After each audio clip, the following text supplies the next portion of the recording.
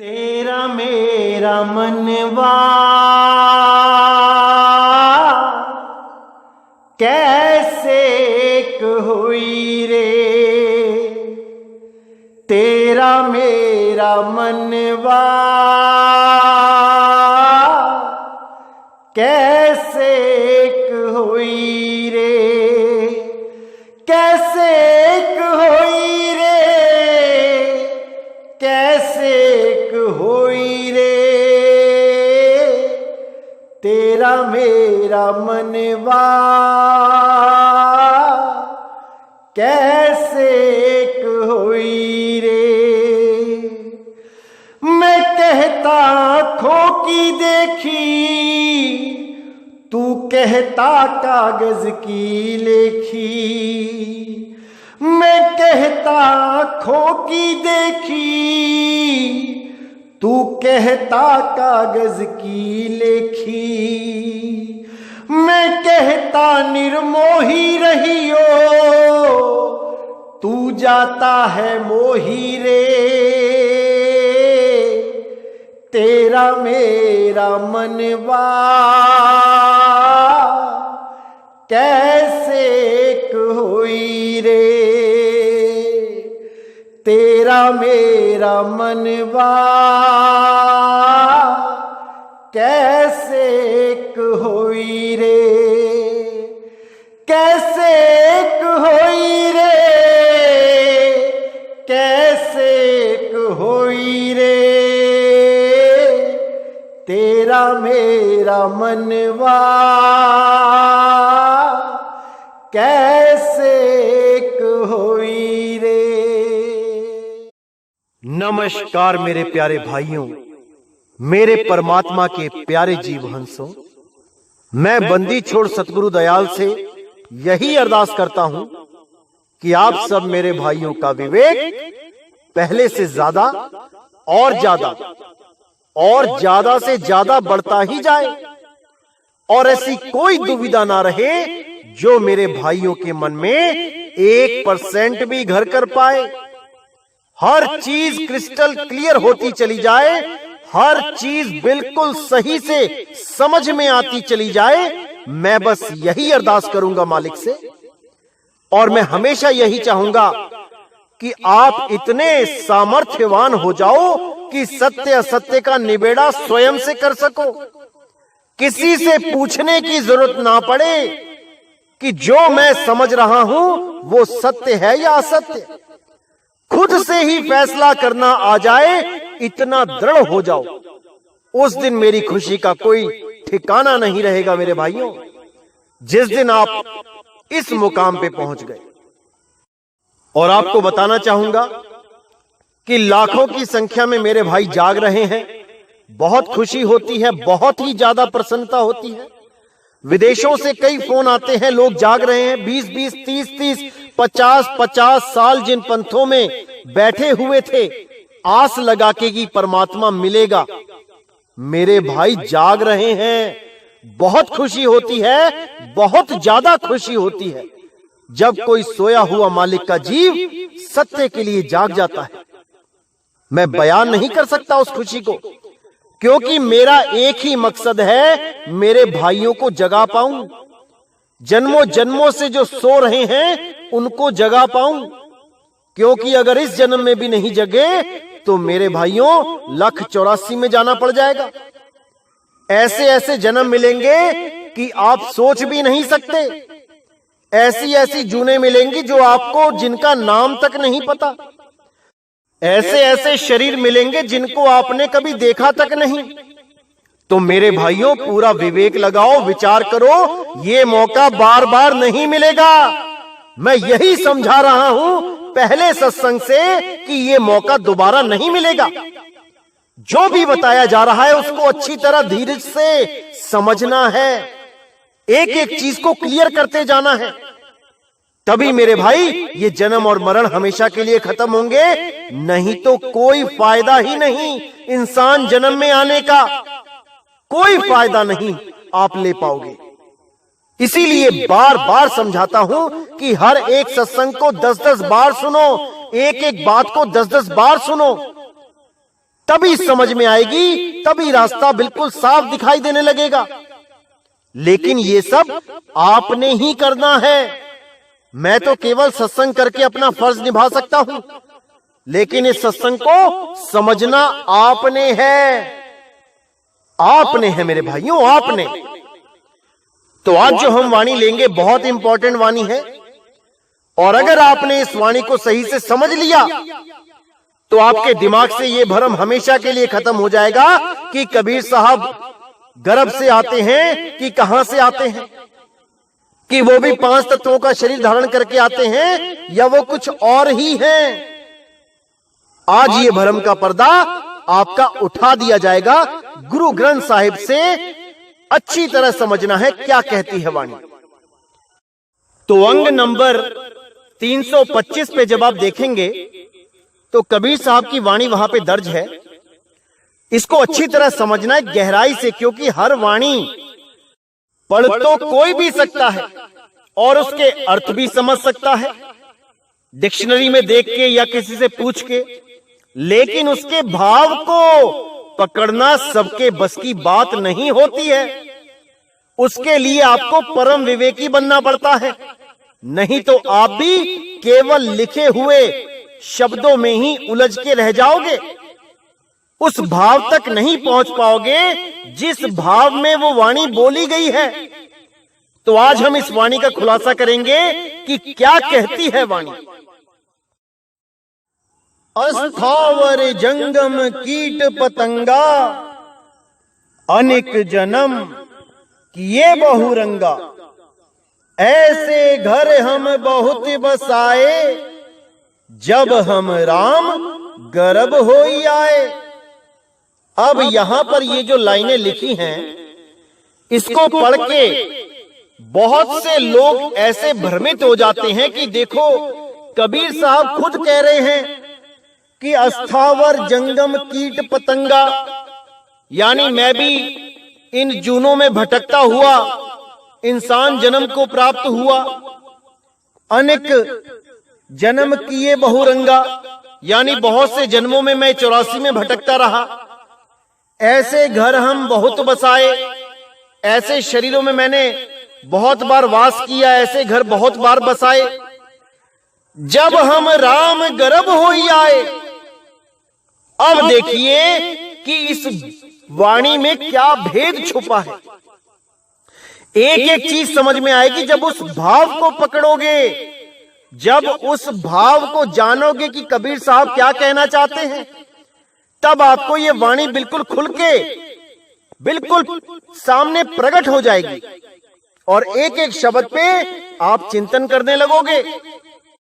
तो इसमें बड़े गुप्त रूप से कबीर साहब ने ज्ञान को खोला है, जीवों को जगाने के लिए बोला है कि भाई तुम 1,84 में भटकते हुए आए हो, अभी चेत जाओ, वरना ऐसे ही घर और बनाने पड़ेंगे। ये जीवों को समझाने के लिए बोला है, ना कि वो खुद 1,84 में भटक रहे हैं। क्योंकि कबीर साहब की वाणियां बहुत ही ज्यादा भेदी होती हैं, उसमें भेद छुपे होते हैं, और वो कब कहां से कौन सा मोड़ दे दे वाणी में, ये आम इंसान सोच भी नहीं सकता। कब कौन सी वाणी कहां घुमा दें, कहां उसका भाव बदल दें।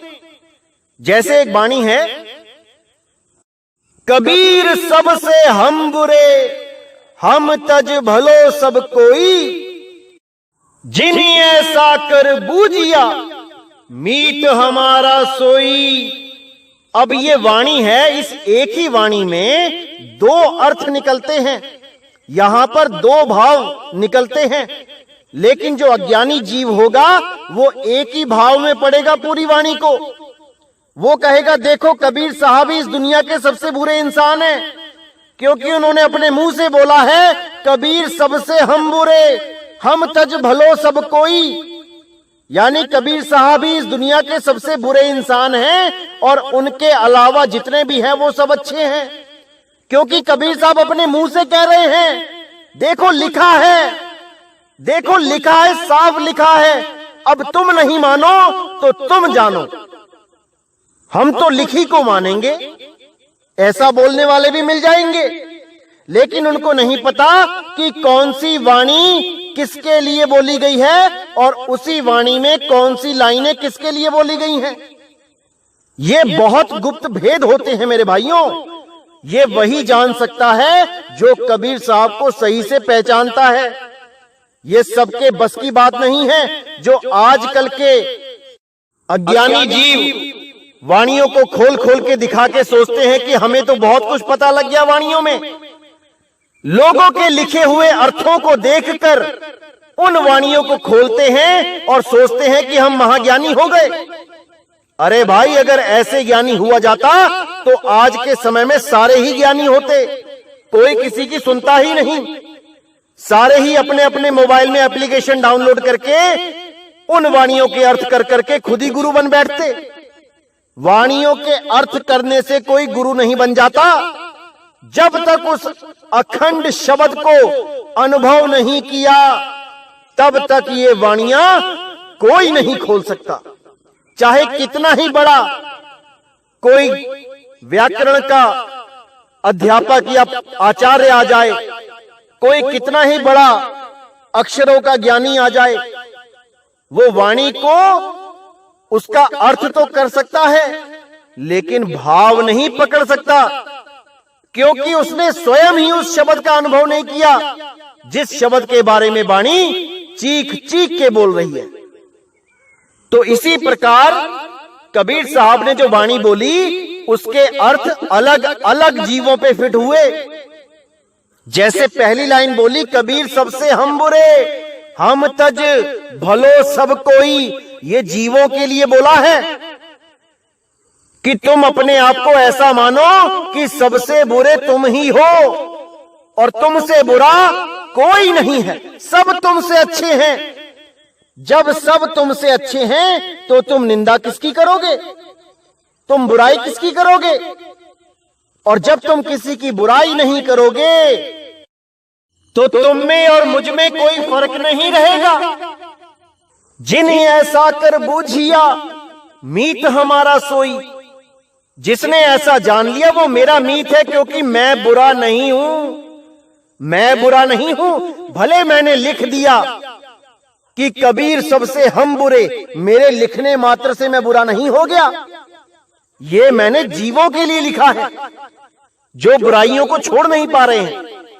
इसी प्रकार अब जो मैं वाणी खोलने जा रहा हूं उसके भाव को पकड़ना है, शब्दों को नहीं। तो क्या कहती है वाणी?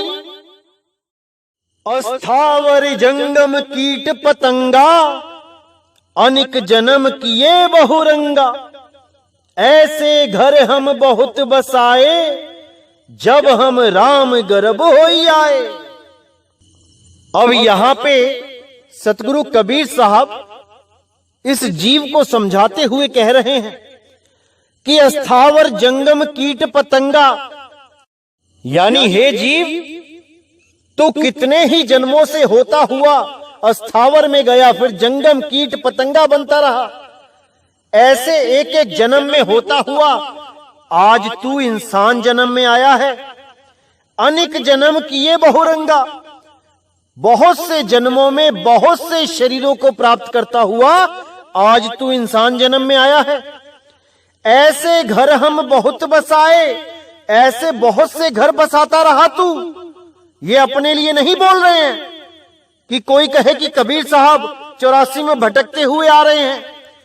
ये जीव को समझा रहे हैं कि हे जीव, तेरी ऐसी दुर्दशा हो गई है कि तू कीट पतंगे बनता हुआ तब जाके एक बार इंसान जन्म में आ रहा है, फिर भी नहीं चेत पा रहा है। तेरा इंसान जन्म में आना और मेरा इंसान जन्म धारण करना, यानी इंसानी रूप धारण करना, इसमें जमीन आसमान का फर्क है। एक आम जीव 84 लाख जूने भोगने के बाद इंसान जन्म में आता है, और मैं जब आता हूं तो सीधे शब्द से प्रकट होता हूं। और जब यहां लीला करके सारा भेद बता के समझा के जीवों को जगा के जब मैं जाता हूं तो सीधे शब्द में ही समाता हूं। अरे सुरत समाए शब्द में, वाको काल न खाए। वो शब्द ही गर्भ है, राम गर्भ। ये कोई मां का गर्भ नहीं लिखा है यहां पे। आंखें खोल के दिमाग की बत्ती जला के पढ़ो, क्या भाव बनता है इसका। गर्भ का मतलब होता है नरक। कुंभी नरक बोला गया है, कुंभी नरक गर्भ को। और राम गर्भ क्या बोला गया है? क्या राम के पास भी कुंभी नरक है क्या? जिस राम की महिमा सब संत गाते हैं कि वो राम गर्भ जून से छुड़ा लेता है, तो क्या उस राम के पास भी गर्भ है क्या? कोई नहीं जान सकता इस भेद को, क्योंकि ये सब के सब केवल शब्दों को पढ़ के उनका अर्थ निकालने में लगे हैं। ये उन भाव को नहीं समझ सकते जिस भाव में ये वाणी बोली गई है। ये कबीर साहब ने बिल्कुल सत्य लिखा है यहां पे कि जब हम राम गर्भ होए आए, यानी जब मैं शब्द गुरु से निकल के सीधे यहां इंसान जन्म में प्रकट हुआ, तब मैंने उन जीवों को समझाया जो 84 लाख जन्मों के बाद एक बार इंसान के जन्म को प्राप्त कर रहे हैं और फिर भी नहीं चेत रहे हैं, फिर भी काम क्रोध लोभ मोह अहंकार में उलझे पड़े हैं, उस सत्य को जानने की कोशिश नहीं कर रहे जिसके द्वारा उनका जन्म मरण खत्म हो जाएगा। तब मैंने इंसान रूप धारण करके इस जीव को समझाने की ठानी और मैं राम गर्भ से होता हुआ इस दुनिया में आया। और जब अपनी लीला पूरी कर देता हूं, सबको समझा देता हूं, तो फिर उसी राम गर्भ में समा जाता हूं। यहां राम गर्भ का मतलब शब्द है, शब्द गुरु है। शब्द गुरु सुरति धुन चेला, उसी शब्द में से आए, उसी शब्द में समा जाएंगे। ये कोई मां का गर्भ नहीं लिखा है यहां पे कि अगर आप कबीर साहब को गर्भ से पैदा होने वाला एक आम जीव घोषित कर दो, ऐसा नहीं हो सकता। हर वाणी में कोड लगे होते हैं और इन कोड को खोलने के लिए ही मैं यहां आया हूं। हर कोड को खोल दिया जाएगा 2020 के अंत तक। आप बस अच्छी तरह समझते रहिए कि क्या बताया जा रहा है। तो आगे कहते हैं, जोगी जति तपी ब्रह्मचारी, कब हूं राजा छत्रपति, कब हूं भिखारी। साकत मरही संत सभी जीवही, राम रसायन रसना पीवही। यानी यही जीव कितनी बार छत्रपति राजा बन के इस दुनिया में आता है और वही छत्रपति राजा पता नहीं कितनी बार भिखारी बन के जन्म लेता है, दर दर की ठोकरें खाता है, अपने ही बनाए हुए राजमहल के बाहर खड़ा होके एक एक आने की भीख मांगता है। यही माया जाल है। इसीलिए बोला साकत मरही संत सभी जीवही, राम रसायन रसना पीवही।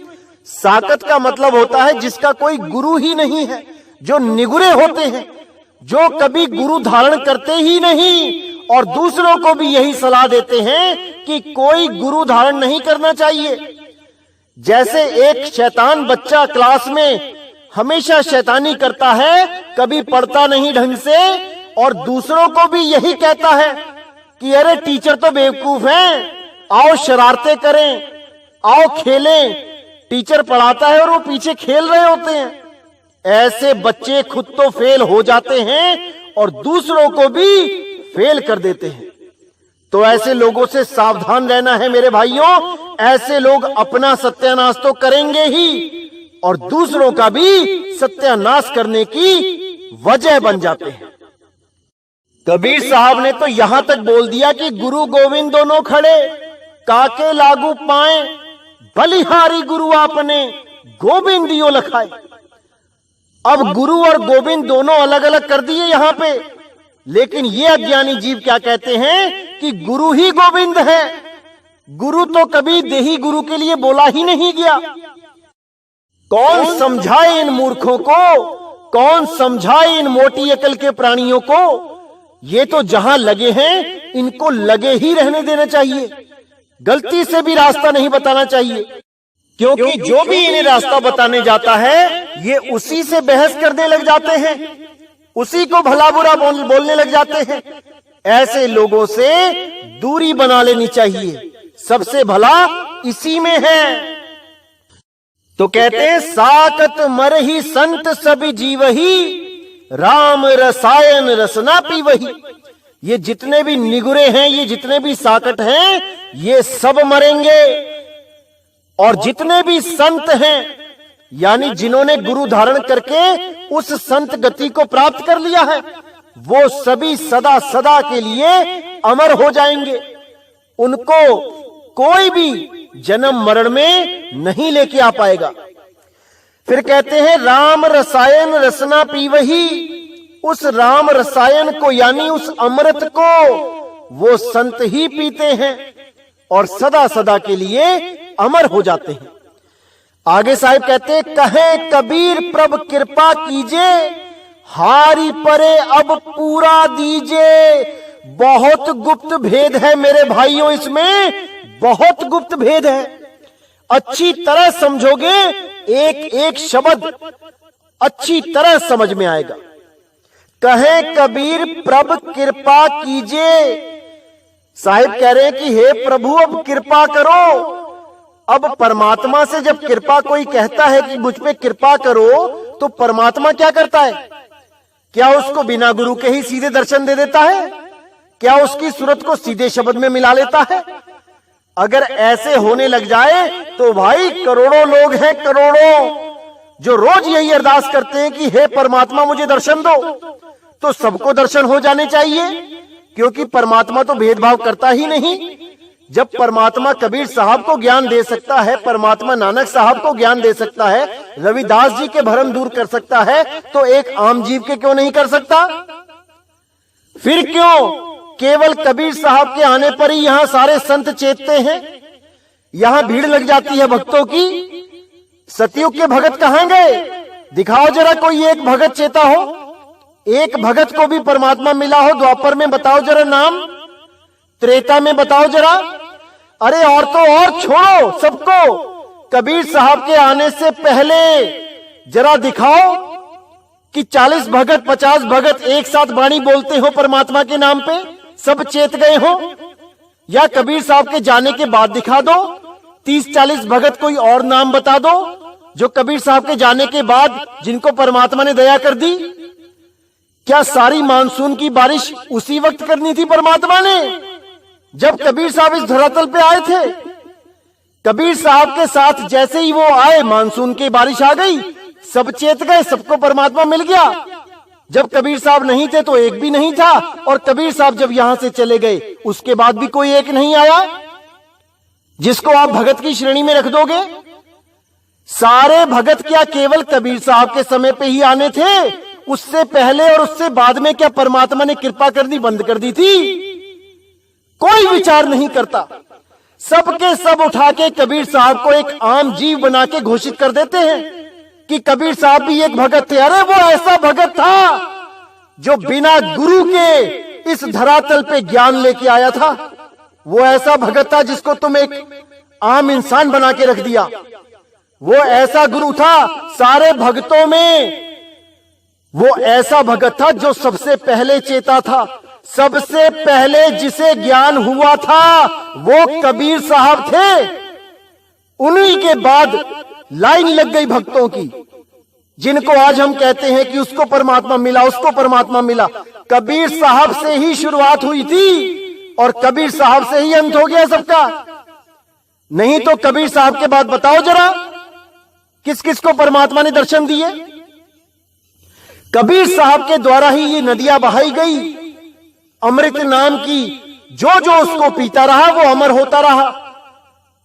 और कबीर साहब के उन पंथों से जब ये नाम हट गया, मिट गया, जब काल के दूत प्रवेश हो गए, तो सब के सब पंथ जीरो हो गए।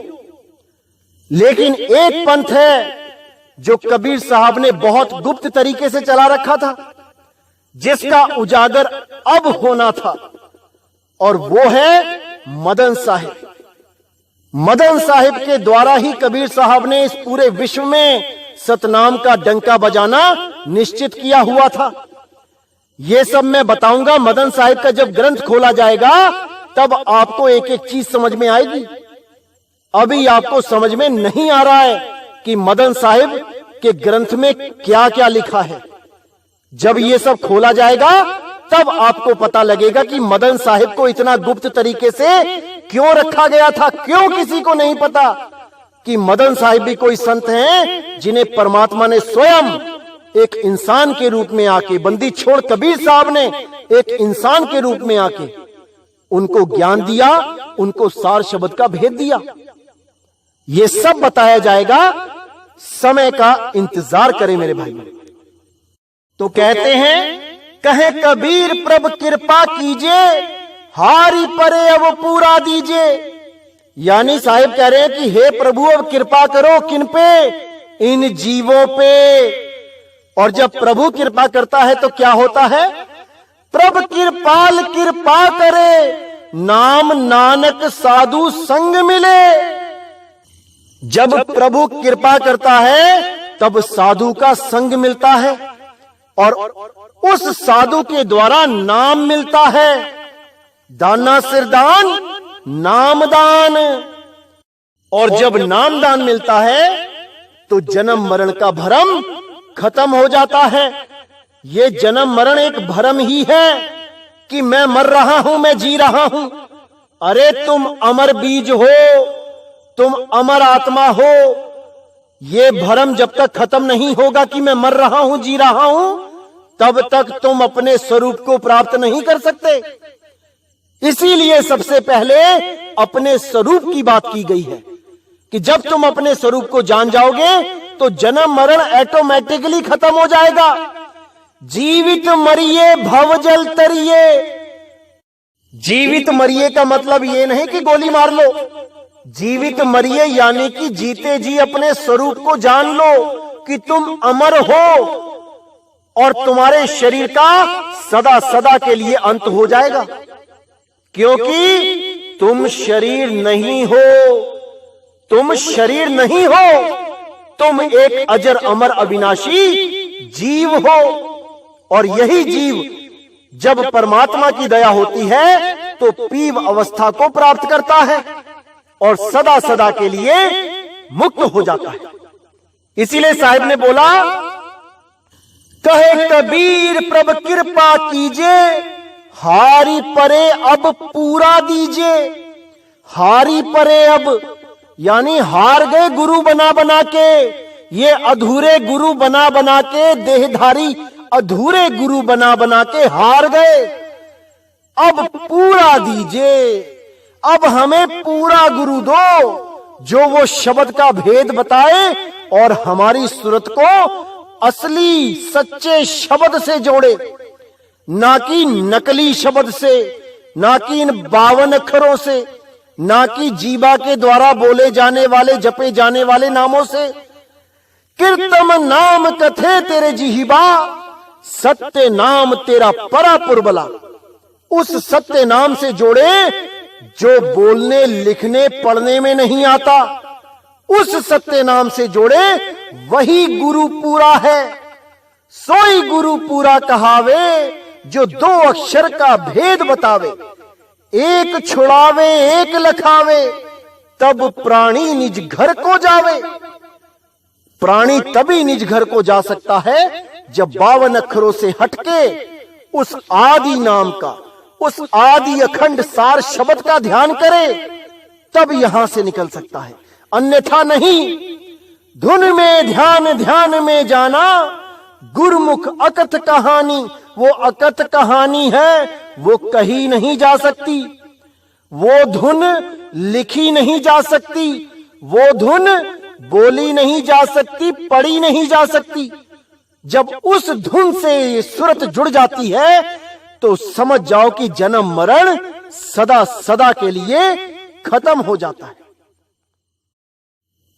तो मेरे भाइयों, अच्छी तरह समझना है, भरमाने वाले बहुत हैं, बहुत मिलेंगे, उनका कुछ नहीं जाएगा।